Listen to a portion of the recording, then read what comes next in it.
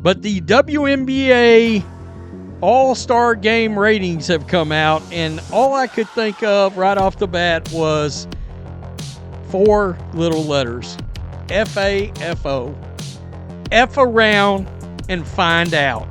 The numbers are in, and the WNBA All-Star Game ratings have dropped harder than anyone in the league office wants to admit. And honestly, the first thought that came to mind was 4 little letters. F-A-F-O. You fool around and find out. Because that's exactly what the WNBA has done. They gambled on the idea that everything would be just fine without Caitlin Clark being front and center in their biggest event. And the results are a brutal reminder of reality.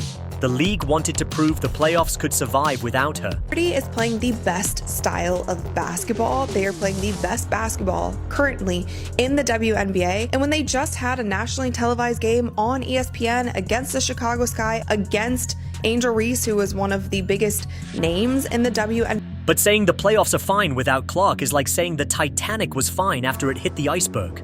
The second she was gone, ratings didn't just decline, they nosedived off a cliff with no parachute. Fans fled quicker than college kids chasing free pizza.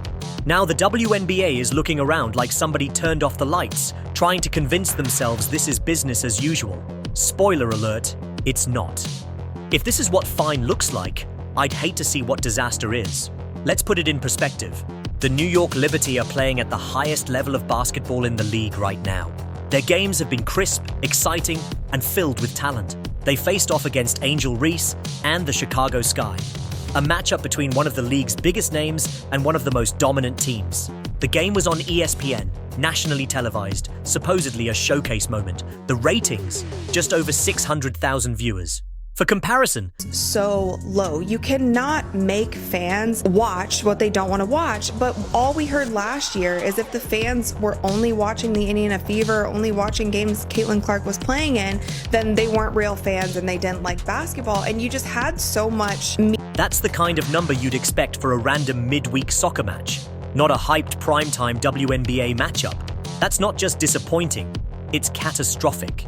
You can't force fans to watch something they don't want to watch. And for all the talk last year about how fans were supposedly fake if they only tuned in for Caitlin Clark and the Indiana Fever, the truth is laid bare now. People want Clark. People tune in for Clark. And the league's constant scolding of new fans, calling them bandwagon or not real basketball fans, is now backfiring in spectacular fashion. The WNBA right now feels like someone hit the demo mode button on professional basketball and forgot to turn it off. These are playoff games, supposedly the highest stakes basketball of the season. But instead of feeling like adrenaline-fueled battles, they felt flatter than watching beige paint dry in dim lighting. Why? Because the star power has evaporated. The Fever Sky ticket situation tells the whole story. Before Clark's injury, tickets for Chicago versus Indiana were going for $86 just to get in the door. The moment her injury was announced, those same seats plummeted to $25. That's a 71% drop overnight. Fans didn't hesitate. They made it clear with their wallets that the star they cared about was gone, so their interest vanished too. And yet, the Angel Reese defenders are still out here acting like she's the sole draw, ignoring the reality staring them in the face. Since some of y'all insist on making everything about race, let's be brutally honest. This white girl, Caitlin Clark, is the reason people are tuning in. She is the golden ticket, the walking headline, the athlete who made casual fans remember the WNBA even exists. Without her, interest collapses. And when she was sidelined with injury, about 70% of the TV audience left right alongside her. That's not narrative, that's math. Fever Sky tickets dropped 71% on TickPick after Caitlin Clark injury. The get-in price for the Chicago Sky versus Caitlin Clark's Indiana Fever game was $86. After Caitlin Clark's injury announcement is now down to $25. Then came another blow. Angel Reese herself, the league's drama magnet and social media engine, was also sidelined with injury. Suddenly, both the lightning rods of attention were gone. It was as if the WNBA stars all made a secret pact to test how boring the league could get if they all disappeared at the same time. The result? Devastation. All-star ratings are down 40% compared to last year. Let that sink in. 40%. When your big showcase event loses almost half its audience in 1 year, that's not just bad. That's existential crisis bad. And to add insult to injury, literally, Sydney Colson is out, Aari McDonald is out. And now, Lexi Hull has gone down too, in an incident that had everything to do with questionable officiating.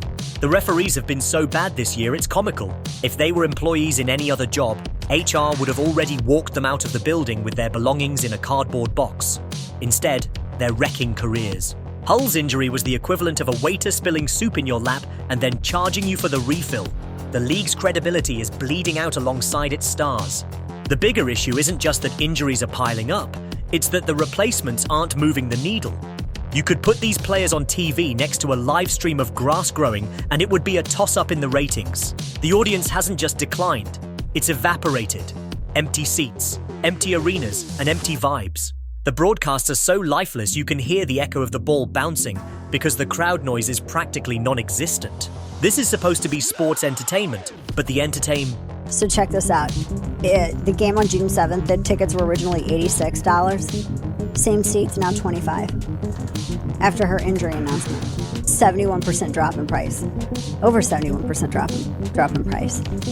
Because she's not going to be in the game. Right now, the WNBA product is running on fumes, and it's painful to watch. What should feel like a thrilling postseason has slipped into this bizarre limbo, where half the time you don't even know if you're watching a professional league or a glorified YMCA run. The atmosphere is flat, the energy in the arenas is weaker than ever, and the broadcasts are doing little to cover it up. Instead of crowd roars and electric momentum, you're getting polite claps after routine layups and commentators trying desperately to convince you that a mid-range jumper is the most exciting thing since sliced bread. Sports is about drama, stars, and moments that feel larger than life. You cannot swap out a blockbuster lead with an understudy and expect audiences to care. The replacements don't have signature celebrations, don't have iconic rivalries, and don't have the aura that sells tickets. And the league hasn't given them the push they need. The conversation has evaporated, and with it, the casual fans' reasons to care. Even sponsors are backing off. Companies that saw the WNBA as a rising product are hesitating, unsure if tying their brand to a league that can lose half its audience overnight is worth the risk. This is a financial storm waiting to hit, and when it does, it won't just be ratings, it'll be money drying up. Let's not sugarcoat it. The league is dangerously close to alienating new fans. Casuals don't stick around for grinded-out half-court sets with low scores and no stars. Hardcore purists may appreciate defensive battles, but the mainstream wants fireworks. You see, this is exactly what we were talking about. WNBA All-Star ratings are in for 2025, and it is down 40%. 40%! They want deep threes, jaw-dropping highlights, buzzer beaters, and personalities that make them feel connected. Without that, the WNBA looks like background noise, not must-watch TV. Once viewers get used to spending their evenings watching something else, it's incredibly difficult to drag them back. Every uninspiring broadcast is another step toward permanent irrelevance. The marketing arm of the WNBA has failed to pivot. Instead of aggressively elevating active players into stars, they've doubled down on waiting for Clark and Reese to return.